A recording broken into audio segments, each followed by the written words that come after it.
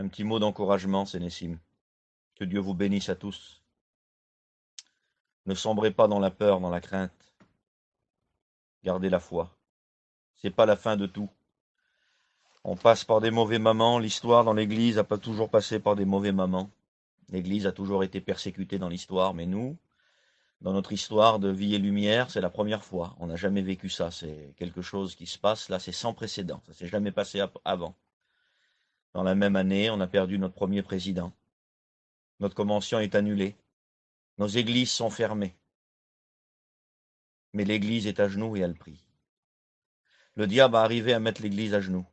Mais le diable se prend toujours les pieds dans le tapis. Quand il fait des choses contre l'Église, ça se retourne toujours contre lui.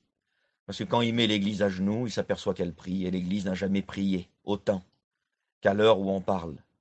Elle est à genoux et elle prie. Nos inconvertis, ça fait des années qu'on leur prêche dans nos églises pour se convertir.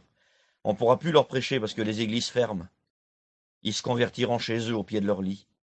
Les rétrogrades reviendront. Et les chrétiens à peu près, les chrétiens qui sont à peu près, là, qu'on n'a jamais arrivé à en faire des chrétiens spirituels, ils n'ont jamais été autant spirituels de leur vie, à l'heure où on parle.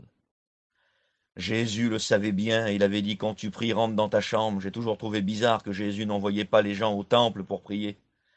Mais non, parce que la vraie communion, c'est pas au temple quand là ou dans les églises. La vraie communion, c'est dans notre chambre, au pied de notre lit. Et on l'a jamais fait autant qu'aujourd'hui. Prenez courage.